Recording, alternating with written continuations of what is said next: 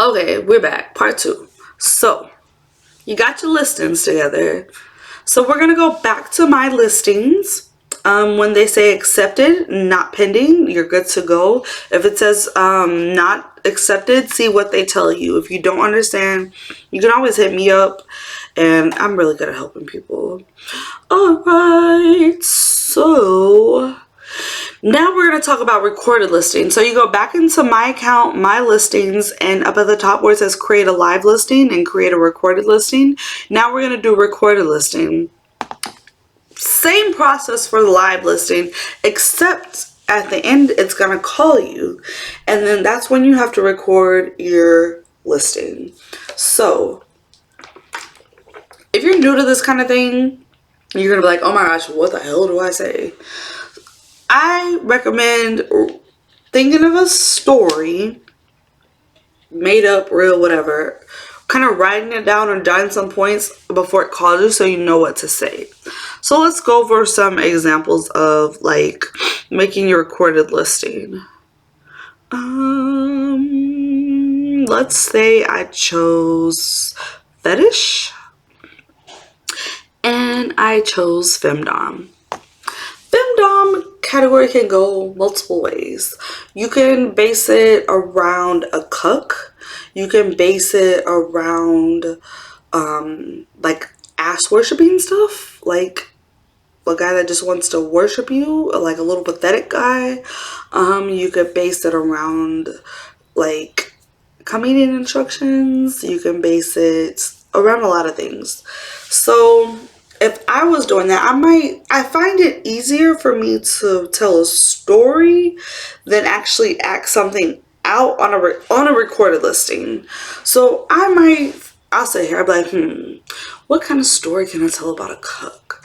So I'll be like, okay, got the femdom category. I'm gonna tell a story about a cuck and how I'm his girlfriend and how his stuff doesn't satisfy me anymore, and I'm gonna go cheat on him with a new guy, and I'm gonna end up making him suck the new guy's eggplant. And I might write those key points and then I'll get on and I'll just tell a story about that. Okay, let's click on another category. Let's click on fetish, foot and shoe. Tell a regular story. Oh my gosh, today was such a long morning and my feet are so stinky right now. Let me tell you guys about my day. First off, I went to the gym with my sweaty sneakers and I forgot to wear socks, so that made it even worse and they're so smelly. And I just come home, but before I shower, I got some special little surprise for you. I want you to take my shoes off and lick my sweaty feet, lick in between the cracks and crevices of each toe, blah, blah, blah, blah, blah. Carry on about your story. I'm not going to give y'all my creative ideas, but I keep going. So I'm going to give y'all one more example. One more example for the dummies in the back. Okay. So let's say I clicked on fantasy and role playing. Okay. So I might pretend I am the 18-year-old Girl Scout selling cookies. Or that might be cutting it close. I don't want y'all to get like rejected. Let me think of another one. So I might click on roleplay and I might be doctor nurse. I might be boss employee. And that can go either angle. You could be the boss, like going off on your pathetic employee, or vice versa. What else can you roleplay? I mean, there's limitless things, but those are all that's coming to my mind. Maid, nurse, boss, professor, college professor, whatever. And you can either do my example of giving a story, or you could just start talking. Like, okay, say if it's my professor, I would be like, hey professor, I know I haven't been doing good in your class, and every week I just am falling asleep and I'm not paying attention and I'm failing, but I really just can't afford to fail this semester because I don't want it to mess up my financial aid. And I know there has to be something that I could do that I'll pass your class. And then you can go into a story about, you know, said X-rated things that you would do to pass the class. So there's plenty of ways to do the recorded listings, which I love. So think of some different scenarios of what you might want to do and do that. So boom, we're done with the listings. You got your listings all set up. But there's one more thing. Now we need to bid. So what is bidding? Bidding is for you to, okay, so on a lot of sites, you get rankings and you get on the first page, the second page, the third page of these sites because you made so much money or you've ranked your way up, right?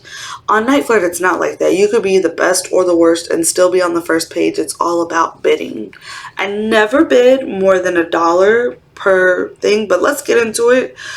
You have to do it. It's just something you have to do. So I'd rather explain how to do it versus all the reasons why you got to do it. So you're going to click on my account, my listings, and then you're going to click on one of your listings. Underneath the feature, which is the next to last category under each of your listings, you're going to click on place bid.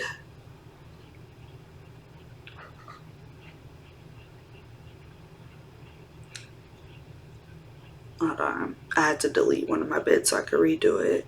Okay, so you're going to click on place bid. And there's a couple things you need to notice about this. My maximum bid per qualified click never goes over $1. So just say I want to do 75 cents. Your next thing, it says no expiration or budget. Always click on budget. If you click on no expiration, every time someone clicks on you, it's not going to be no expiration and you're going to lose all your money and you're going to be like, what the fuck? Why is all my money? You don't want to get to that point. So click on budget, and you always have to budget at least 3 times what you bid. So if I bid 75 cents, my budget would be $2.25 because that's 3 times 75. So what that means is each time someone clicks on that listing, 75 cents is going to come out of my account. What you want is that your listing, your description, your title, your picture is so intriguing that they go ahead and call you versus not calling you and you wasted your 75 cents. So get that down. A couple things you want to look at is I scroll all the way down and I look at number 20 and I see what they're bidding. So on mine, they're bidding $1.97. So 75 might work, or I might want to go up to $1 and you'll kind of learn how to do it later. But I picked 75 cents. My budget's $2.25. Continue. Before you confirm your bid, it lets you know what featured position you're going to be at. So my featured position is number 46, which means I'll probably be on like the 5th page. At this point, I'm cool. I don't want all my listings that far. I like to keep them on the first 3, but the 5th page is not bad. So I'll just click confirm bid, and then boom, go back to your other listings and bid on each listing. Okay, we're done with bidding. Next.